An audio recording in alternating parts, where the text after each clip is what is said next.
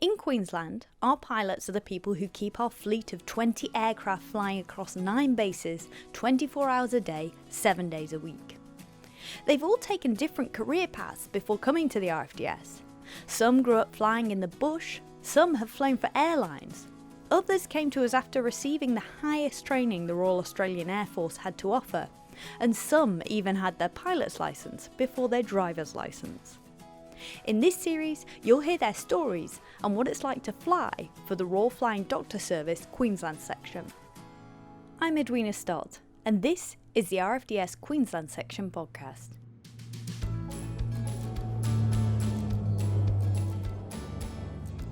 Full name is David Kennington Keavy, and I'm the senior base pilot in Mount Isa. David started his career on a property in the Gulf country of northwest Queensland, mustering cattle. His varied career in aviation has also seen him work as a Coast Watch pilot on Thursday Island, and later spend 20 years flying long haul for Qantas, and also spending some time with Air Vanuatu. He's now the senior base pilot in Mount Isa for the RFDS Queensland section. I sat down with David in between flights and began by asking him how he first became interested in aviation. Yeah, it's sort of one of those things that I sort of was going to join the military and then decided that wasn't for me because you had to get up early in the morning and iron your clothes, and that's not really my thing. At the end of year 11, we had to get up and say, listen, what we wanted to do. And I actually got up and said I wanted to be an air traffic controller.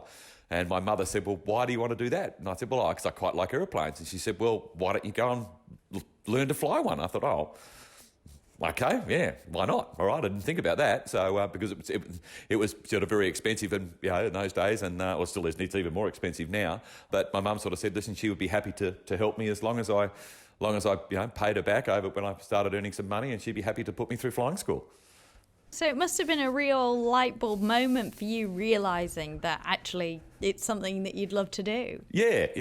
It was just one of those moments that I realised that I actually this was actually what I like doing, what I love doing. Up until that point in time, I was sort of struggling a little bit to know exactly what I wanted to do, and I thought that's what, I thought air traffic control would be one of those paths that I would be interested in, but it wasn't until I actually started flying I thought, actually, this is pretty good. And I realised that because I knew I was never going to be really suited for a 9-to-5 job, so lucky that I sort of was able to get into flying because it's definitely not 9 to 5. So what was your first job in aviation? My first real job in flying was working for a pastoral company for a cattle station north of Mount Isa, up near Burketown, a place called Augustus Downs.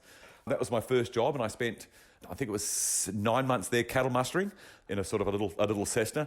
Once I sort of completed there, I sort of met a few people in Mount Isa. So I ended up started flying out of Mount Isa, doing charter work and also working for a couple of pastoral companies out of here, doing charter companies and mail runs. And so what's it like when you're working for a pastoral company? You say you're mustering. What kind of work is involved in that, and what's the flying like? The flying was very demanding.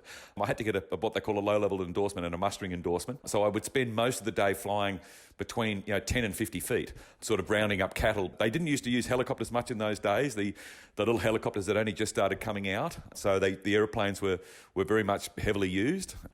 Wow. And was it very exciting? I assume if you're flying 10 to 50 feet off the ground, it's got to be an adrenaline rush, even if for the most experienced pilot, that must be quite something. It was sort of well and truly something that I'd never thought I'd ever get to do and sort of do day in, day out. So, yeah, it's something that I don't know whether they'd allow us actually to do it now. I think the laws sort of prohibit light aircraft from doing that. I'm not 100% sure. I don't think light aircraft are used for cattle mustering all that much now. So it's mostly done by, I think it's about nearly 90% of it's done by helicopters. And I'm certainly in around the Mount Isa area, I think it's mostly done by helicopters now. There must have been such a sense of camaraderie working so remotely. Did you enjoy that aspect of the work? I did, yeah. It was very remote those days. There was no satellite communications. There was no telephones. Everything was done via high-frequency radio. So I'd have to book the call a month in advance to talk to my mum. So I'd have to write her a letter to say, listen, Mum, be next to the phone at this time, and I'd booked a call in. And so you would sit in the station master's office or the head stockman's office next to the telephone, which was essentially just a party line onto connected up to a high-frequency radio, and the operator would come up and say, listen, Augustus Downs, you're next, be ready to go. And so they would hook the call through the radio into the sort of the telegraph station that was here, or the telephone station that was in Mount Isa, and they'd patch the phone call to Mum, and I'd have to explain to Mum that she couldn't talk at the same time as I did, otherwise we'd cut each other out. And that took a while to get used to. And but yeah, it was quite an experience. You were allocated, you would book in 5 minutes, and so you talk for your 5 minutes and say, "Mum, I've got to go," and that would be the end of it. Given that this was your first job at 19 years of age, it must have taken some time to get used to this style of flying. When I first started the low flying, it was quite a challenge, and we never used to have radio. I never had radio communications with the stockman on the ground. So what we would do is I'd write a note to the guys where I thought where the cattle were and which way they had to walk on their horses to go towards the cattle. So the trick was I had to try and put the note. I'd write the note, roll it up, put it into a tobacco tin, and then the trick was that I had to try and drop it quite close, and they used to get cranky with me if they had to walk too far to go and get my note that I dropped out of the aeroplane, or if I actually hit them with it, which I actually used to try to do. So. So that sounds like it was a real baptism of fire. What was your next job after that? Next job after that was I had some friends down in Mount Isa, and they sort of said, well, and the problem with the station was it was you were very much cut off. All the roads were dirt at those days, so any rain at all, you'd be cut off for weeks at a time, and it was just very remote. There was there was nothing to do at night. The power would be off at 7 or 8 o'clock for the rest of the station. The main quarters would be kept powered, but the rest of the station, the power would go off. So there wasn't a great deal to do. So, and it did get a bit, you did get end up feeling a little bit lonely. But yeah, so eventually these friends of mine convinced me to come down, and I started doing some part-time work with some of the pastoral companies, doing mail runs and also doing some part-time charter work for some of the local companies here. And then I had to go back to Sydney to go and do what they call in those days, used to call them the senior subjects. It's now called the ATPL now, which is basically the subjects that you needed to get into the airlines, and also do my instrument rating, so you could fly through clouds. So I went back down to Sydney to do those. And while I was down there, the job came up as a permanent position with Air Mount Isa, which was a local charter company at that stage, and I applied for that and got that job. So once I finished my senior subjects, I came back up here and started working for them full-time. So when you were back in Sydney after living and working in such a remote location for so long, what did you notice about being back in the city? It must have been quite overwhelming. The traffic, and you could actually meet girls, because obviously there were no girls on the station. There was only the governess and the cook were the only two girls on the station, so that was the other thing. And so you actually got to meet talk to some girls. So that was very different for me. Very exciting, I imagine. So you got your instrument rating and your ATPL, and then you said you got a job at Air Mount Isa, is that right? So I worked for them for another 2 years, I think, 18 months, 2 years. And during that period of time, I started to apply to the airlines. And I'd written to Qantas, I'd written to Ansett, and also to Australian Airlines, or TAA in those days. And I got an interview with Ansett Airlines, and there was at the time, they'd just taken over another airline called East West. And they said, when can you start? And I said, straight away. And they said, how many hours do you have? And I said, I've just got over 1,000 hours. And they said, congratulations, we can offer you a job as a coastwatch pilot out of Thursday Island, which wasn't really what I wanted. I wanted to get an airline job out of a city. But anyway, that's what they offered me, so that's what I took. So I ended up in Thursday Island flying coastwatch. Because I had low-level experience, it was flying around at 100 feet. It's changed a bit now. They do more out-at-sea work now, where when I was doing it was basically along the coast. We used to look for what they used to call footprints in the sand. And so we were just looking for any people who'd come into Australia or try to come ashore illegally, and we'd take pictures of what we thought were illegal vessels or illegal fishing vessels and going on. And once again, in those days, there was no internet or anything else along those lines, so we used to take the photographs, put the film into an envelope, and we'd send that down to Canberra so they could develop it. And we used to type all our reports on a telex machine, so that would be also, they had a sort of an abbreviated form of like shorthand that we would type up our reports in, and they would all be telexed off to Canberra. And and that's what I did that for 8 months, I think. It was a really interesting job. I loved it. It was a lot of fun flying. The aeroplanes were very well set up compared to what I was used to. They had air conditioning and a long range navigation system. It was still the days before GPS, so it was a funny sort of a system that was used. It used the signals from the Americans that the Americans used to transmit to their submarines, and it used the signals from those to give you a location. So it was quite an interesting system. So, but it had its failings. It would always, when you really needed it most, that's when it would fall over. You'd be out at sea, sort of in the middle of the sea. You'd have no sort of landmarks to do any sort of navigation from at all. And this is when this system was meant to be working at its best. And you'd look down and look at it and go, no, it's gone into what they used to call DR mode, or dead reckoning mode, which means it was guessing as well. So you go, okay, great. I really do need you. You're now not working. So was this the first time in your career you'd had to navigate in this way? I remember one of the jobs I used to do when I was out of Mount Isa, once again, it was to do with the TB eradication program. We would take off out of Mount Isa at 2 o'clock in the morning, and then we would fly for 3 hours, obviously at dark, and then we were expected to land at the station at first light.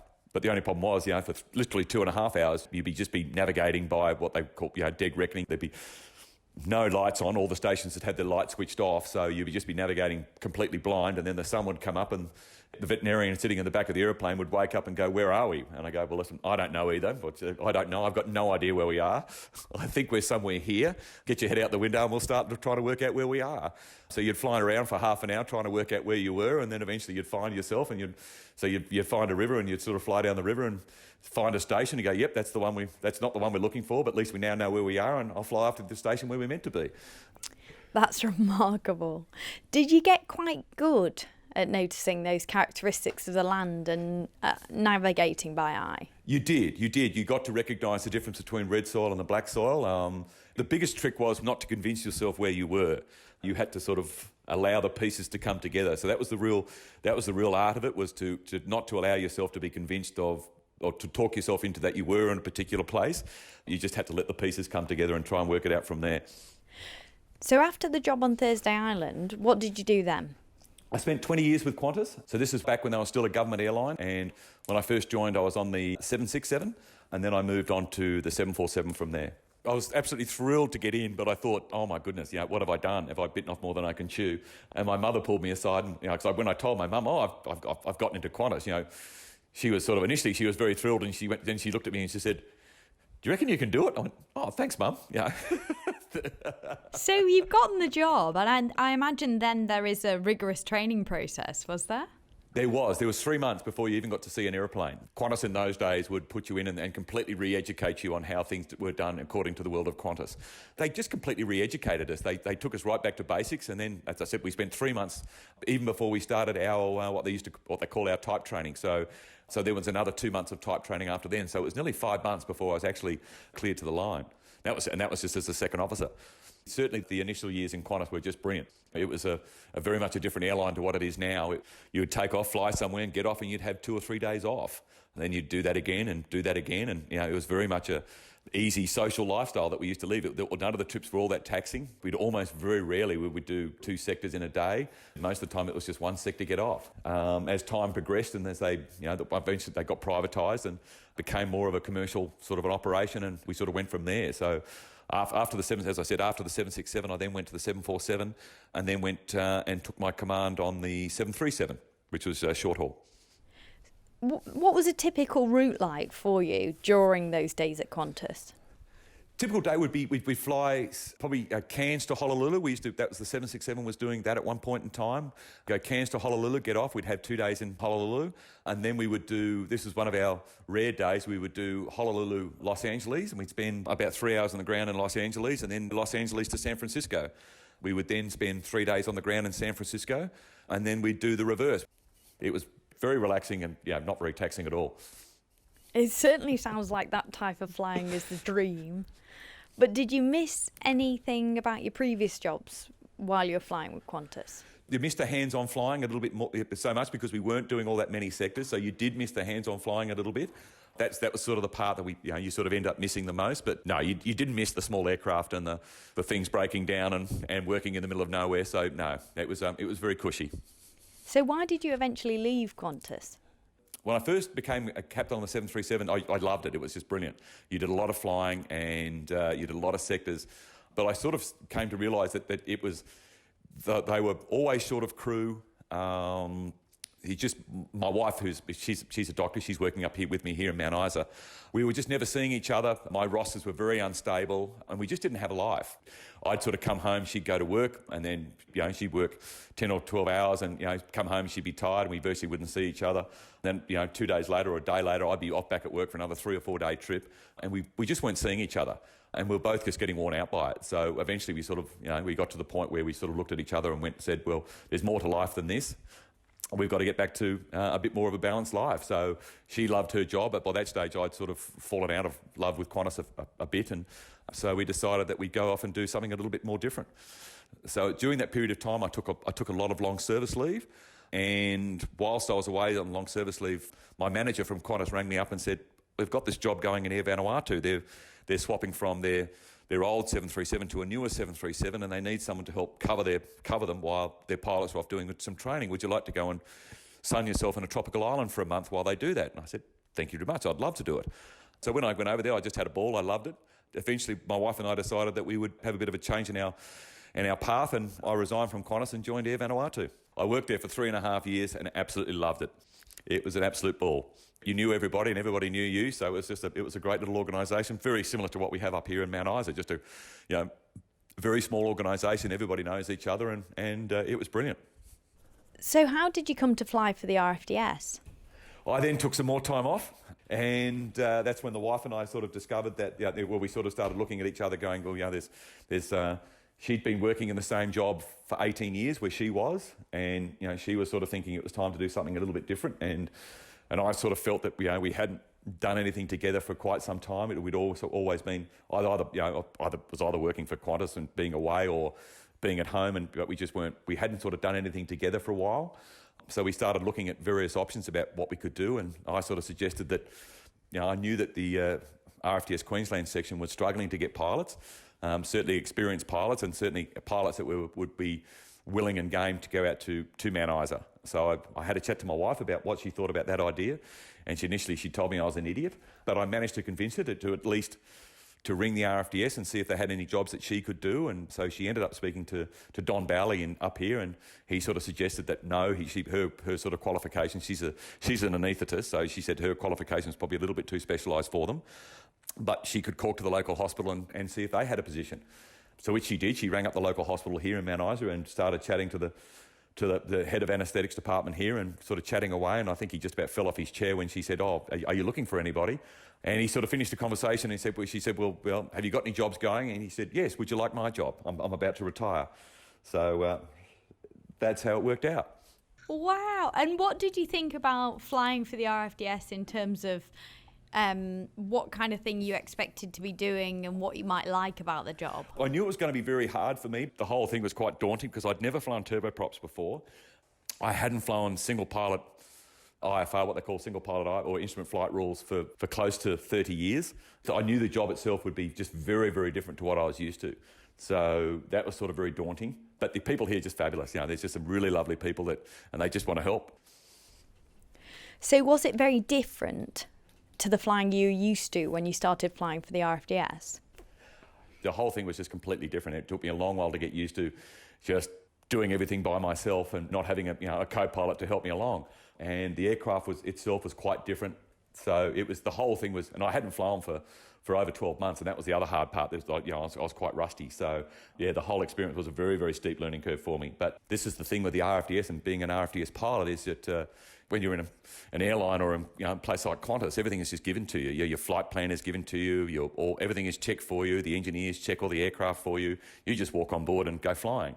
Whereas the RFDS is, you check the aircraft, you do all the flight planning, you help load the patients, you help unload the patients when you get to wherever you're going with the patient on board. You just don't sit there and do your paperwork and start planning your next leg. You get out and you help the flight nurse and the doctor get the patient off, put them in the ambulance, or get the patient on board and put them inside the aircraft. And then you can start your other job, your flying job from there once that's been done. So it's a very different way of doing it. I think it's a real eye-opener to how much work the pilots and the flight nurses and the doctors do. It took a while to adjust to, but then you just get a real sense of fulfilment from it. In the airline world, a lot of the time you don't even see your passengers. Whereas in the flying doctors, you're going out and you're rescuing people, and they're so happy to see you. They're so thankful for that you're trying to help them. So it's just a completely different world. Yeah, completely different job. Are there any times you've flown somebody or, been sent out to an accident or a situation which have really stood out in your memory as remarkable trips or left a mark on you? One of the ones I remember most was that it was just myself and a flight nurse, and we'd taken off out of Mount Isa going to Mornington Island in the morning, and we'd literally only gotten to top of climb when the satellite phone went off, and the flight nurse answers that, and she called me up and said, "Can we go to Augustus Downs?" I said, "Yes, of course we can." And I said, "Oh, what's there?" And she said, "A guy's looks like he may have severed his finger or fingers, being caught in a cattle crush. And how long are we going to be there?" And I said, "Oh, hang on a minute, we'll be there in 15, 20 minutes. And she said, oh, okay, that quick. I said, yeah, it's just. So I literally just called, air traffic control on the radio and said, I know I've only just gotten to top of climb, but I'd now like to divert to Augustus Downs. And that's one thing about up here, the air traffic control is very helpful. And they said, yep, away you go. So we landed at Augustus Downs, which I hadn't been to in over 35 years. And this guy came out with his hand all in a sort of very rough bandage, and sort of the flight nurse looked at it and said, we're going to have to take him to Townsville. Can we do that? And I said, yes, of course. I said, well, give me 2 minutes. I looked at it quickly. I had a rough idea. I knew we could get there, but had a look at our little iPad that we have with us to make sure that we could do it. And I said, yep, we can do that. So instead of going to Mornington Island, we ended up in Townsville, going via Augustus Downs. So we took this guy there, and he we're hoping we could save his fingers. Unfortunately, they couldn't. But about a week later, we got this lovely bundle of a 6-pack of beer and some chocolates from him that he was just so grateful that we're able to get him. And we picked him up so quickly and took him to Townsville, where there was a possibility that they could save his fingers, but just unfortunately they were too badly damaged. That's sort of what's special about the flying doctors, is that we are out here for the bush, and when you do go and pick someone up from a cattle station that is quite badly injured, that how appreciative of that they are. You've had such a wide and varied career in aviation. I mean, you've pretty much done every job when it comes to being a pilot. But what is it that stands out for flying for the RFDS that makes it so different and so rewarding? I mean, I know you have to do a lot more as a pilot for the RFDS, but what is it that you think makes it so special? You know that you are flying for a very well-respected and world-renowned organisation. And as I said, there are some really, really good, amazing people that work for the RFDS Queensland section, and you feel so very proud to work with them. And and such an organisation with such history, that it is such an incredible honour to do that. You sort of see where if you go along to a fundraising event, or you're out at some of the race meetings and that sort of stuff, or the camp drafts, and they've got the RFDS fundraising going on, and people come up to you and say, and they tell you their stories about when they've been picked up by the RFDS, and you just feel so proud of being a part of that organisation. Yeah. And working, as you said, in your earlier career, that first job, you learned those enormously, valuable skills of flying at that low level. Then you got into the fabulous navigational skills. What do you think the RFDS has taught you in that regard? You get a bit lazy in the airline world, because you simply go from instrument landing system on a long runway, with air traffic control, to instrument landing system on a long runway with air traffic control with very highly automated aircraft. You can get a little bit lazy, whereas I suppose the RFDS is they take your flying skills and they really do ramp them up. They really do take you to a very high level of expertise in your hand flying skills. You go out to a cattle station, or you go out to some of these remote airstrips, and there's nothing there. There's no navigation aids or anything else along those lines, and the runways can be quite basic. So you have to be very accurate with your flying and very controlled, and also be able to make a decision. Well, if it's not quite working out, I'll stop doing what I'm doing and go around and try it all again. Now, I know this is a big question, and it's hard to compete with 3 days in Hawaii. But would you say that working for the RFDS has been your favourite job during your career? Certainly different ends of the spectrum. It is certainly different ends of the spectrum. So sunning yourself on a beach in Hawaii compared to 45-degree heat in Mount Isa, but you don't get the reward that you just don't get the rewards from your flying that you do here. Yeah, it's just a very special place to work for, and such a very special organisation that you do get a lot of satisfaction from that, which you don't get in the airline world. The airline world is yes, you are working for a wonderful company like Qantas, but still it's still not the same. And I think that's where you sort of deep down inside, I'll look back at, and when I do retire, I'll look back at my career, and probably I'll look upon this stage of my flying career the most fondly. That was Mount Isa senior base pilot David Keavy. David is just one of the pilots I've spoken to for this special podcast series for the RFDS Queensland section. So if you enjoyed that one, make sure you take a listen to the other pilot stories in our feed too. This was the RFDS Queensland section podcast. I'm Edwina Stott. Thanks for listening, and make sure you subscribe so you never miss an episode. Catch you next time.